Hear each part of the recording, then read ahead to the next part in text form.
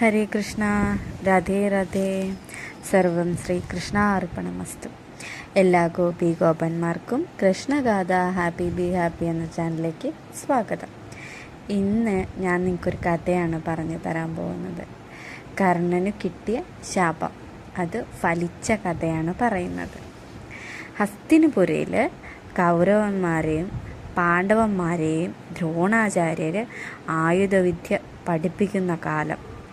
അവരോടൊപ്പം അസ്ത്രവിദ്യ പഠിക്കാനായിട്ടല്ലേ കൊതിച്ച് സൂതപുത്രനായ കർണനും ദ്രോണരുടെ ശിഷ്യനായി ചെന്നു കേട്ടോ. എല്ലാ കാര്യങ്ങളിലും കർണൻ അർജുനനോടൊപ്പം ഉണ്ടായിരുന്നു. അർജുനനോട് കൂടുതൽ വാത്സല്യമായിരുന്നു ദ്രോണാചാര്യർക്ക് ഉണ്ടായിരുന്നത്. ബ്രഹ്മാസ്ത്രം ഉപദേശിച്ചു കൊടുക്കുകയും ചെയ്തു. ആർക്ക്? അർജുനന്, ദ്രോണാചാര്യര്.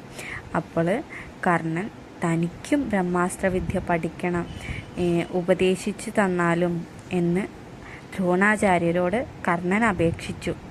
പക്ഷേ ദ്രോണാചാര്യർ പറഞ്ഞു, നീ ക്ഷത്രിയനല്ലല്ലോ. ക്ഷത്രിയന്മാർക്കും ബ്രാഹ്മണ ശ്രേഷ്ഠന്മാർക്കും മാത്രമേ ബ്രഹ്മാസ്ത്രവിദ്യ പഠിക്കാൻ പാടുള്ളൂ എന്ന് ദ്രോണാചാര്യർ പറഞ്ഞു. നിരാശനാകാതെ കർണൻ ആ അത്യപൂർവമായ വിദ്യ പഠിക്കാനായിട്ട് ഒരു വഴി കണ്ടുപിടിക്കുകയും ചെയ്തു കേട്ടോ. അതായത് മഹേന്ദ്രഗിരിയിൽ താമസിക്കുന്ന പരശുരാമൻ, അതായത് നമ്മുടെ നാരായണൻ്റെ മറ്റൊരു അവതാരമായ പരശുരാമന് അവിടെ ഉണ്ടായിരുന്നു. മഹേന്ദ്രഗിരിയിൽ ബ്രാഹ്മണ ബാലന്മാർക്ക് അവിടെ വിദ്യ അഭ്യസിക്കുന്നുണ്ടായിരുന്നു. കർണൻ അതറിയുകയും ചെയ്തു.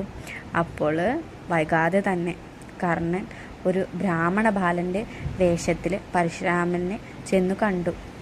താൻ പരശുരാമൻ്റെ സ്വന്തം കുലമായ ഭൃഗു വംശത്തിൽ ജനിച്ച ബ്രാഹ്മണ ബാലനാണെന്ന് പറയുകയും ചെയ്തു. അതായത് കർണൻ നുണ പറഞ്ഞിട്ടാണ് പരശുരാമനടുത്ത് ബ്രാഹ്മണ ബാലനാണ്, ഭൃഗുവംശത്തിലാണ് ജനിച്ചത്, അതായത് പരശുരാമൻ്റെ വംശത്തിൽ തന്നെ ജനിച്ച ആളാണ് കർണൻ എന്ന് നുണയും പറഞ്ഞിട്ടാണ് അവിടെ ചെല്ലുന്നത്. അസ്ത്രവിദ്യ തനിക്കും അഭ്യസിച്ച് തരണം എന്ന് അപേക്ഷിക്കുകയാണ് ചെയ്തത് കേട്ടോ.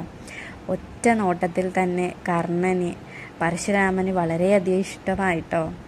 അപ്പോൾ അദ്ദേഹം അതുവരെ മറ്റാർക്കും പഠിപ്പിച്ചു കൊടുക്കാത്ത പല വിദ്യകളും കർണന് പഠിപ്പിച്ചു കൊടുത്തു. ഒരു ദിവസം ആശ്രമത്തിനടുത്ത് വില്ലും അമ്പുമെടുത്ത് ഒറ്റയ്ക്കിരുന്ന് ആരാണ് കർണൻ പരിശീലനം അഭ്യസിക്കുകയായിരുന്നു. അതായത് അമ്പും വില്ലൊക്കെ എടുത്തിട്ട് അമ്പ് ചെയ്ത് പഠിക്കുകയായിരുന്നു. അപ്പോൾ മാനാണെന്ന് കരുതി താൻ അവിടെ നോക്കുമ്പോഴത്തേക്കും, കാട്ടിലേക്ക് നോക്കുമ്പോഴത്തേക്കും ഒരു മാനിരിക്കണ പോലെ തോന്നി. അപ്പം മാനാണെന്ന് കരുതിയിട്ട് എന്ത് ചെയ്തു? അമ്പ് ചെയ്തു. പക്ഷേ എന്തായിരുന്നു അവിടെ? ഒരു മഹർഷിയുടെ പശുവായിരുന്നു അത്. പശുവിന് അമ്പ് കൊണ്ടു, അത് മരിക്കുകയും ചെയ്തു, അത് ചത്തുപോയി. അപ്പോൾ അതറിഞ്ഞു വന്ന മഹർഷി പെട്ടെന്ന് കണ്ടപ്പോഴേക്കും മഹർഷിക്ക് ഒരുപാട് വിഷമവും ദേഷ്യവും വന്നു. ആ ഒരു കോപം കൊണ്ടിട്ട് എന്ത് ചെയ്തു? നമ്മുടെ കർണനെ ശപിക്കുകയുണ്ടായി. എന്താണെന്ന് വെച്ചാൽ, നീ തോൽപ്പിക്കാൻ ശ്രമിക്കുന്ന ശത്രുവിനോട് പോരിന് നിൽക്കുമ്പോൾ നിന്റെ തേർചക്രങ്ങൾ ഭൂമിയിൽ താണുപോകും. ആ സമയത്ത് ശത്രു നിന്നെ വധിക്കുകയും ചെയ്യും എന്ന് മഹർഷി ശപിക്കുകയും ചെയ്തു കേട്ടോ. പക്ഷേ കർണൻ കുറേ യാചിച്ചു.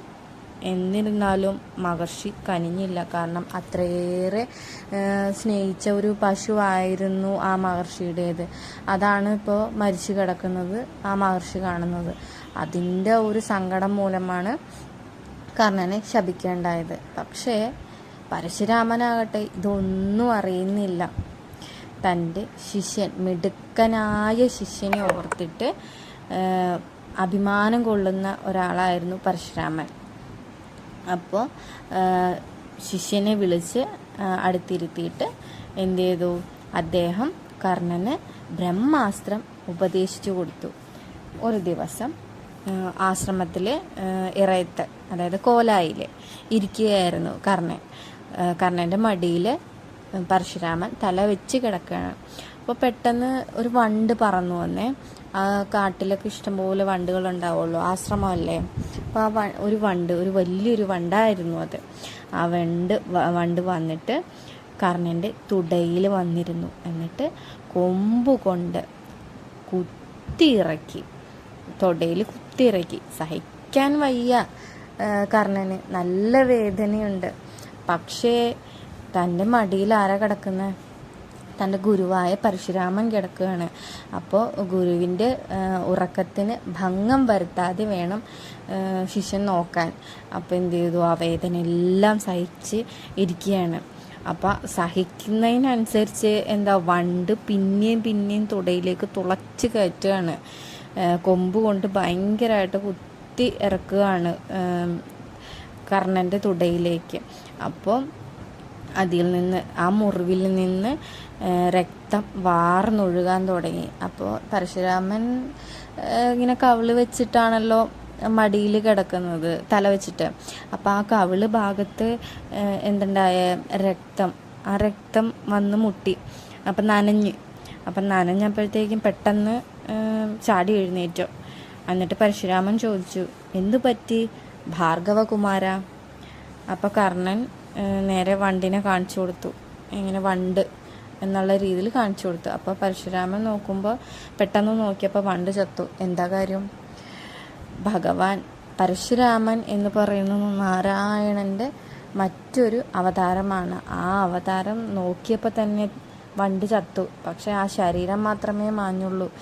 ആ വണ്ടെന്ന് പറയണത് ഒരു രാക്ഷസനായിരുന്നു. ആ രാക്ഷസന് തൻ്റെ രൂപമെടുത്തു. അത് ദംശൻ എന്നായിരുന്നു ആ രാക്ഷസൻ്റെ പേര്. ദംശന് ശാപം കിട്ടിയിട്ട് തന്നെയാണ് വണ്ടായി മാറിയത്. അതിന് പിന്നിലും ഒരു കഥയുണ്ട്. പണ്ട് ഭൃഗുമുനിയുടെ ഭാര്യയെ കട്ടുകൊണ്ടുപോകാൻ ശ്രമിച്ച അവൻ മുനിയുടെ ശാപം മൂലമായാണ് വണ്ടായി മാറിയത്. പെട്ടെന്ന് തന്നെ ദംശൻ പോകുകയുണ്ടായി. പക്ഷേ പരശുരാമൻ കർണനോട് ചോദിച്ചു, യഥാർത്ഥത്തിൽ നീ ആരാണ്? ഇത്ര കടുത്ത വേദനയും സഹിക്കാനുള്ള കഴിവ് ബ്രാഹ്മണന്മാർക്കില്ല. അതായത് പരശുരാമനറിയാം, ക്ഷത്രിയർക്ക് മാത്രമാണ് ആ വേദന സഹിക്കാനുള്ള സഹനശക്തി ഉള്ളൂ, ബ്രാഹ്മണർക്കതില്ല എന്ന് പരശുരാമൻ അറിയായിരുന്നു. അപ്പം അത് ചോദിക്കുകയുണ്ടായി. അപ്പോൾ കർണൻ പറയുണ്ടായി, പരശുരാമൻ്റെ കാൽക്കലങ്ങ് വീഴും, എന്നിട്ട് മാപ്പ് തരണം.